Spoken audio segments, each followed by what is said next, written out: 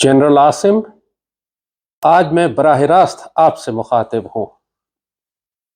اللہ نے آپ کو امت مسلمہ کی سب سے طاقتور فوج کا سپہ سالار بنایا ہے اور آپ مسلم دنیا کے سب سے طاقتور جنرل ہیں۔ اللہ نے آپ کے دل میں قرآن پاک کو محفوظ کیا ہے۔ آپ اللہ اس کے رسول صلی اللہ علیہ وآلہ وسلم سے پیار کرنے والے ہیں، سیدی رسول اللہ کے خاندان سے ہیں۔ آپ پر بہت بھاری ذمہ داری عائد ہوتی ہے فلسطین کے مسلمانوں کے لیے۔ آپ کی ذمہ داری صرف پاکستان تو نہیں ہے، پوری مسلم دنیا ہماری ذمہ داری ہے، اور خاص طور پر فلسطین، جہاں صورتحال اب اتنی خراب ہو چکی ہے کہ شمالی غزہ کے 7 لاکھ فلسطینی بھوک سے مر رہے ہیں اور جنوبی غزہ کے 15 لاکھ کسی بھی لمحے اسرائیلی یلغار میں تہس نہس کیے جا سکتے ہیں، شہید کیے جا سکتے ہیں، اور جو کائنات کا ظلم ہو سکتا تھا وہ آپ کی آنکھوں کے سامنے غزہ میں ہو رہا ہے۔ پاکستان بنا بھی نہیں تھا تو ہمارے بڑوں نے فلسطین کے لیے آوازیں اٹھائی تھیں۔ علامہ اقبال، قائد اعظم تو خود مصر تشریف لے کے گئے، تمام عرب حکمرانوں کو جمع کیا، مفتی اعظم فلسطین سے ملاقات کی اور یقین دلایا کہ ہمیشہ پاکستان فلسطین کے مسلمانوں کی مدد کے لیے کھڑا رہے گا۔ جب اس یہودیوں نے پہلا نکبہ کیا، قائد اعظم نے لاکھوں رائفلیں خرید کے عربوں کو بھجوائیں کہ فلسطینی مسلمانوں کی مدد کی جائے۔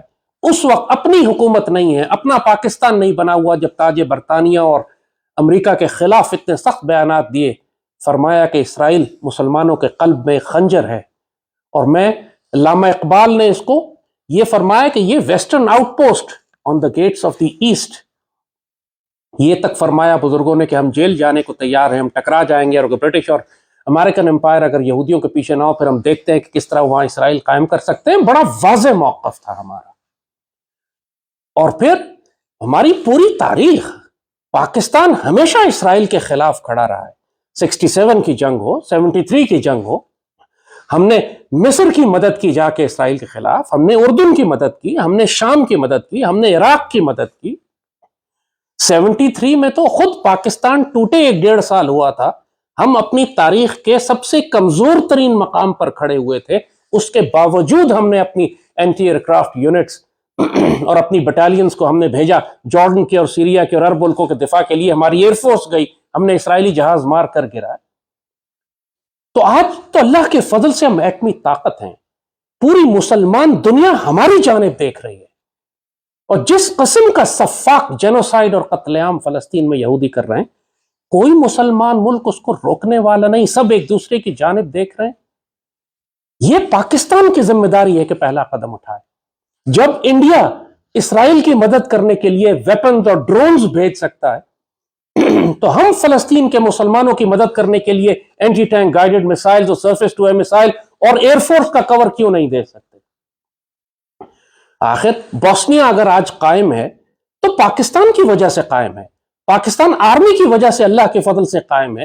ہم نے تو اس وقت یو این کی امبریلا میں، یو این فورسز تھی ہماری، ہم نے ان کے اندر ہوتے ہوئے یو این کے مینڈیٹ کی خلاف ورزی کرتے ہوئے بوسنیا کی مدد کی، سربز کو پیچھے ہٹایا، ورنہ آج بوسنیا کا نام و نشان نہ ہوتا۔ وہ سب بھی پاکستان کی وجہ سے۔ پوری مسلم دنیا، انڈونیشیا کی آزادی کا معاملہ آیا تو آپ نے دیکھا اس وقت قائد اعظم نے سپاہی بھی بھیجے، اور ہالینڈ کے جو جہاز اسلحہ لے کر انڈونیشیا جا رہے تھے ان کو روک لیا کہ ہم اپنے مسلمان بھائیوں کے قتل عام میں مددگار نہیں ہوں گے۔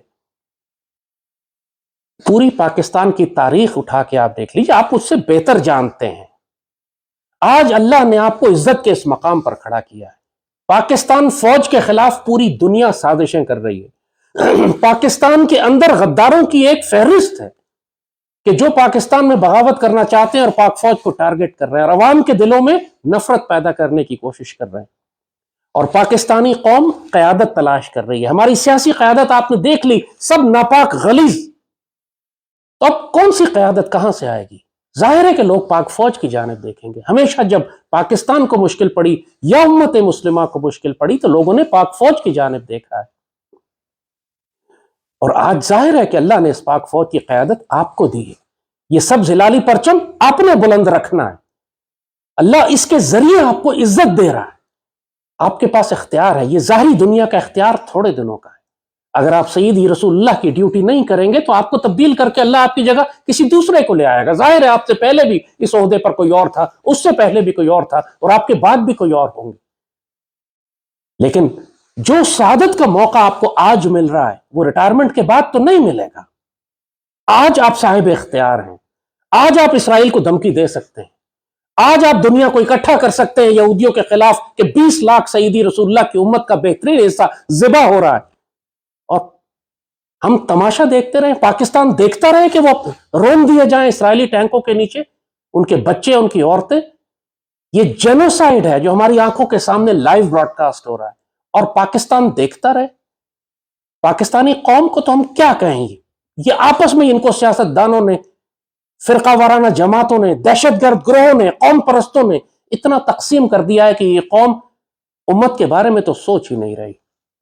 لیکن جن کو اللہ نے ریاست کی ذمہ داریاں دی ہیں ان کا کام ہے سوچنا.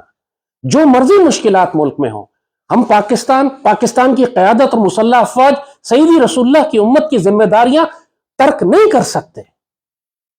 آپ پہ لازم ہے کہ آپ فلسطین کے مسلمانوں کی مدد کریں, اسرائیل کو دھمکی دیں, بے شک اس کو جا کے اگر ہٹ مارنا پڑے جیسے ہم نے پہلے مار کے گرایا تھا, کریں جا کے آپ.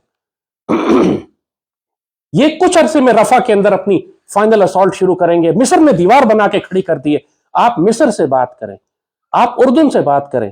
اردن چند ایک جہاز ایئر ڈراپ کیے ہیں انہوں نے نارتھ غزہ میں سپلائیز کے. پراپرلی اگر ہم بات کریں تو سینکڑوں جہاز, ہمیں پورا ایئر برج بنانے کی ضرورت ہے کہ جو ہم جا کر غزہ کے اندر سپلائیز ڈراپ کریں. آپ نیول شپ بھیجیں, بیٹل شپ بھیجیں, دیکھیں کس کا باپ روکتا ہے تو بتائیں.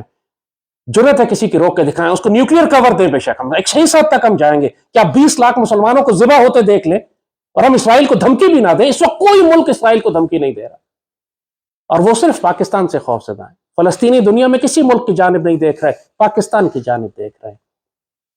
فلسطینیوں نے یہ تک کہا تھا کہ ہانیہ کا بیان تھا کہ اگر پاکستان صرف ایک دھمکی دے دے تو اسرائیل جنگ روک دے گا. اور اسرائیل تو ہمارے خلاف ویسے ہی حالت جنگ میں. انڈیا کی کس طریقے سے انڈیا کو وہ اسلحہ سپلائی کر رہا ہے. کشمیر میں اسرائیل موجود ہے, 71 میں مشرقی پاکستان توڑنے میں اسرائیل کا کردار تھا. اسرائیل تو ہمارا ایک ڈکلیئرڈ انمی ہے, پھر ہم کس بات کا لحاظ کر رہے ہیں؟ وہ تو ہمارے خلاف جنگیں کر رہے ہیں, اور ماضی میں ہم نے آگے بڑھ بڑھ کر ان کی سرحدوں کے پاس جا کر ان کو مارا ہے. اور اب تو جیسے کہا اللہ نے ہمیں نیوکلیئر میزائل بھی دیے ہیں, نیوکلیئر ویپنز بھی دیے ہیں, ہمارے پاس ویپن پروگرامز بھی اتنا سٹرونگ ہے کہ اب ہم امریکنز پر ڈیپینڈنٹ نہیں ہیں. ہمارے پاس Chinese weapon system platforms بھی ہیں, پہلے میں F-16 کی وجہ سے مجبور ہو جاتے تھے. آپ کے پاس وقت زیادہ نہیں ہے. اگر غزہ کے مسلمان ذبح ہو گئے, اگر غزہ کا فال ہو گیا, اگر غزہ کے مسلمان تباہ و برباد کر دیے گئے, اس کے بعد سیدی رسول اللہ کی یہ امت مسلمان حکمرانوں کو کبھی معاف نہیں کرے گی, اللہ اس کے رسول معاف نہیں کریں گے. پاکستان میں آج جو مخالفت آپ کے خلاف ہو رہی ہے ختم ہو جائے گی اگر پاکستانیوں کو یہ نظر آ جائے کہ ایک سپہ سالار ایسا اٹھا ہے جو پاکستان کی بھی حفاظت کرنا جانتا ہے اور سیدی رسول اللہ کی امت کی بھی حفاظت کرتا ہے.